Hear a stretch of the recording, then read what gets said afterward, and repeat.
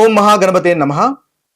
శుక్రగ్రహం యొక్క మార్పు మనకు ఈ ఏప్రిల్ 19 నుంచి మే 14 వరకు ఉంటుంది. అంటే దాదాపుగా 25 రోజుల వరకు ఈ యొక్క శుక్రుడు మనకి వృషభ రాశిలో సంచారం చేస్తున్నాడు. ఇది ఒక చక్కటి సంచారంగా చెప్పవచ్చు. తన స్వంత రాశిలో శుక్రుని యొక్క సంచారం ఉంటుంది.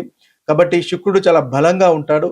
ఈ యొక్క శుక్రగ్రహ సంచారాన్ని ఆధారంగా చేసుకొని మనకు 12 రాశుల వారికి ఎటువంటి ఫలితాలు కలుగుతున్నాయో చూద్దాము.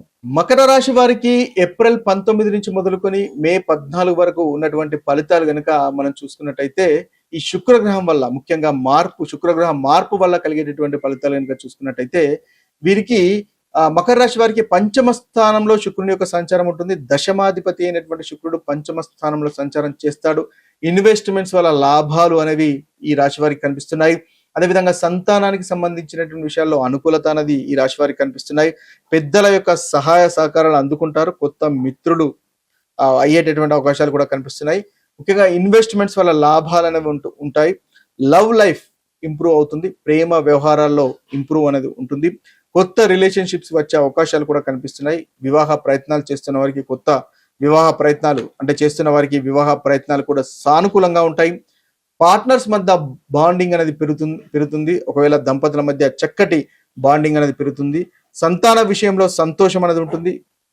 గుడ్ న్యూస్ అంటే శుభవార్తలు పొందేటటువంటి అవకాశాలు కూడా మనం చూడవచ్చు. చిల్డ్రన్స్ విషయాల్లో ప్రోగ్రెస్ అనేది ఉంటుంది. ధనలాభం కనిపిస్తుంది. క్రియేటివ్ పనుల వల్ల లాభాలు పొందేటటువంటి అవకాశాలు కనిపిస్తున్నాయి. ఇన్వెస్ట్మెంట్స్ వల్ల బెనిఫిట్స్ కూడా మీకు చక్కగా ఉంటుంది. అయితే 5వ భావము క్రియేటివిటీకి సంబంధించినటువంటి విషయాలు, కొత్త ఐడియాస్ వస్తాయి. టాలెంట్ అనేది మీకు షైన్ అవుతుంది. ఓవర్ ఎంజాయ్మెంట్ అనేది అవాయిడ్ చేసే ప్రయత్నం మీరు చేయాలి. తద్వారా మంచి ఫలితాలు అనేది మకర రాశి వారికి కలుగుతాయి. ఓవరాల్ గా చూసినట్టయితే ఈ పరిహారాలు చూసుకున్నట్టయితే మకర రాశి వారికి ఓం శుక్రాయ నమః అనేటటువంటి మంత్రాన్ని 11 సార్లు కానీ 21 సార్లు కానీ పఠించండి. ప్రతిరోజు పఠించండి. తద్వారా మంచి ఫలితాలు ఈ రాశి వారికి కలుగుతాయి.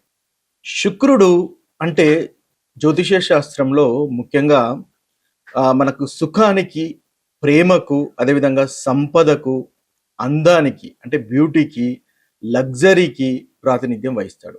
కాబట్టి ఈ శుక్రుడు ఈ కారకత్వాలు ఏదైతే బ్యూటీ, ఎంజాయ్మెంట్ లాంటి రిలేటెడ్ అన్ని కారకత్వాలకు శుక్రుడు గనక బలంగా ఉంటే ఈ కారకత్వాలు మానవుని యొక్క జీవితంలో చక్కగా ఉంటాయి. ఒకవేళ శుక్రుడు అంతగా బాగా లేకున్నట్టయితే మీ యొక్క జన్మ జాతకంలో వీటిలో ఇబ్బందులు అనేవి ఉంటాయి. ముఖ్యంగా ప్రేమ, దాంపత్య జీవితము, ధనము, సౌకర్యాలు, ఈ ఎంజాయ్మెంట్లు, ఇవన్నీ కూడా లగ్జరీ, ఇవన్నీ కూడా శుక్రుని ఆధీనంలోకి వస్తాయి. అయితే శుక్రుడు కనుక బలంగా ఉంటే మీ ప్రేమ జీవితం బాగుంటుంది, దాంపత్య జీవితం బాగుంటుంది, ధనము బాగుంటుంది. ఎందువల్లంటే 2వ అధిపతి ముఖ్యంగా వృషభ రాశికి అధిపతి కాబట్టి ధనము బాగుంటుంది, కుటుంబం బాగుంటుంది.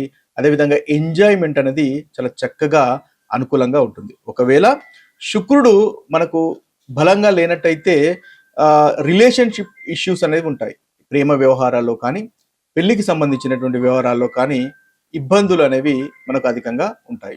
శుక్రుడు మనకు బలహీనంగా కనుక ఉన్నట్టయితే, వీక్గా ఉన్నట్టయితే ముఖ్యంగా రిలేషన్షిప్ ఇష్యూస్ అనేవి వస్తూ ఉంటాయి. అంటే దాంపత్య జీవితంలో భార్య భర్తల మధ్య చిన్న చిన్న గొడవలు, తగాదాలు ఉండే అవకాశాలు ఉంటాయి.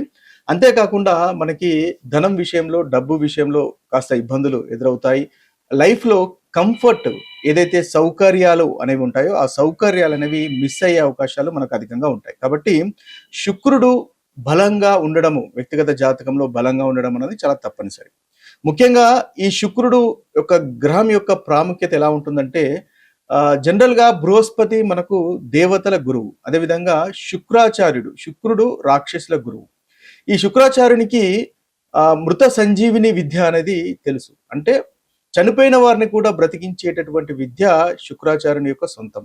కాబట్టి ఈ శుక్రుడు ఏదైతే మన జీవితంలో ఇక ఆ సమస్య ఇక చాలా వరస్ట్ గా ఉంది, అంటే డెడ్ సిచ్యువేషన్ అన్నమాట.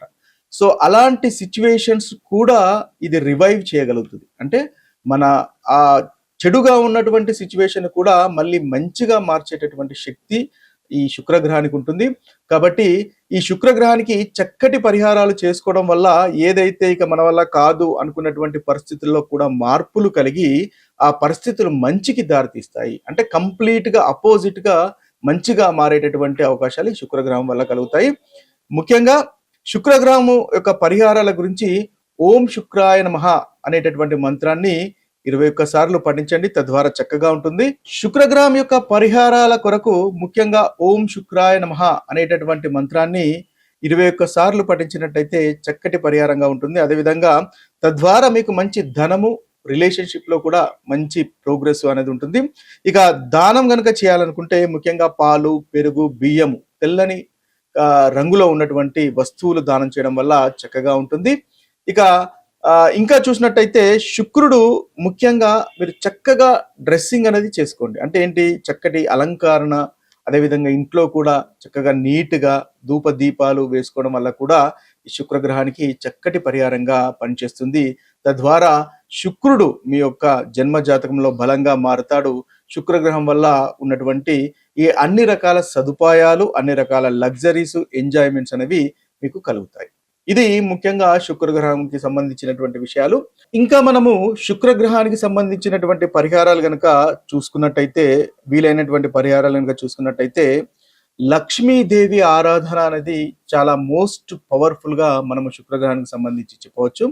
శుక్రుడు లక్ష్మీ కారకుడు కాబట్టి ప్రతి శుక్రవారం లక్ష్మీ పూజ గనక చేసినట్టయితే ఓం శ్రీ మహాలక్ష్మి నమః అనేటటువంటి మంత్రాన్ని జపిస్తూ లక్ష్మీ పూజలు కనుక చేసినట్టయితే మీకు చక్కగా ధనలాభం కలుగుతుంది.